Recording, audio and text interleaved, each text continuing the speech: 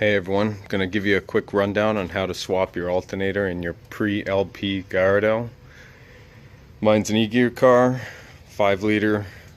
It's pretty simple. You're not going to need any out of the norm tools. Anybody can do it in their garage in about an hour and a half. So first thing you want to do is disconnect the battery. I have my frunk gutted for other reasons. But once you do that, get it up on jack stands. You don't have to remove the wheels like I did. I took them off just to get new tires put on. But it's pretty simple. So I'll get under there and show you where I'm at. I loosened some stuff just to kind of get a head start. So it is on jack stands and jacks for safety. But you're going to start by removing this triangular panel that sits right here under the passenger side, and the alternator sits right underneath there in plain sight. And you want to get these brackets loose here. They're torque spits,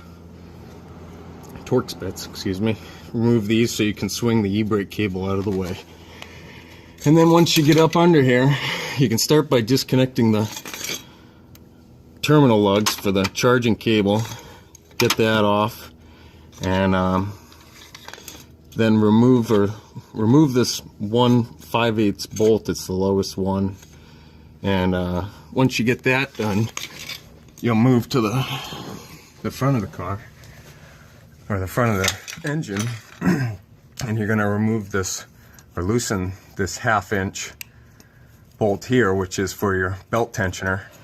Once you get that loose, your belt will fall right off your alternator, and that only goes around your crank pulley and your alternator.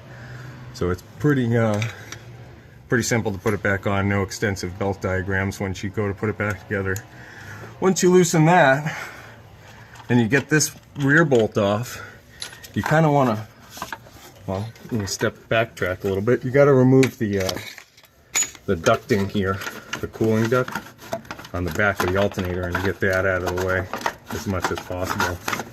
And you'll loosen that one bolt here, the lower one, and the top one up there. You can see I've already got loose.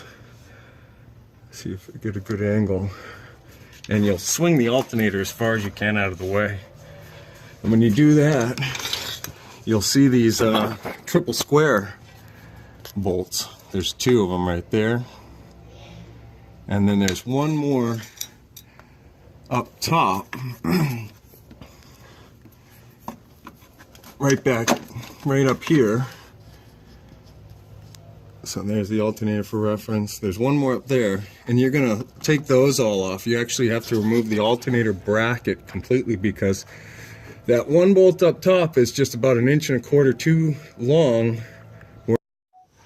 So I got those 3 triple square bolts out. They're let's see, a 12 and a 10, M12, M10. The lower ones are the 12, the top ones are the 10. And there's one in kind of an odd spot where you sort of have to reach up around the back of the alternator.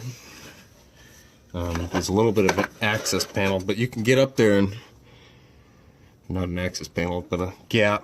You can get up there and put the bit on, and then just take your socket wrench with a 3-inch extension and reach up and loosen that one. But then once you get that, the whole bracket with the alternator will come straight down.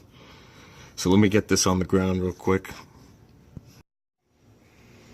So those 4 bolts that were attached to the engine block that hold the alternator bracket in or out, I got it on the ground here. And you can see there's a new one. So I'm gonna remove this from the bracket and get the new one strapped up in there, and then start putting it back together. So I got the new alternator on the bracket. Goes on pretty easily.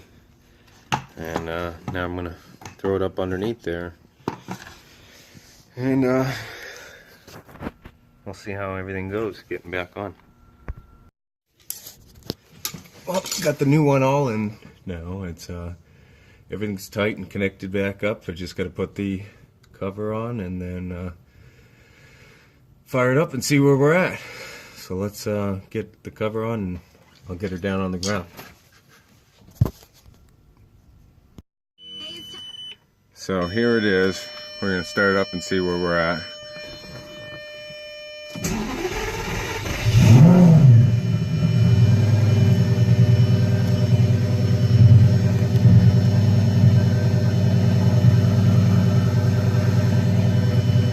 Heading back up to where we need to be.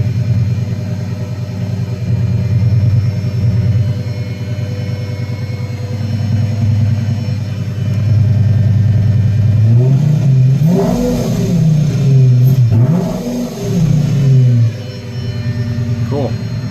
So it's good. That fixed it. And now I have an alternator that I can rebuild on the side. And more than likely it's just a voltage regulator that needs to be replaced, so that's something you can find right online.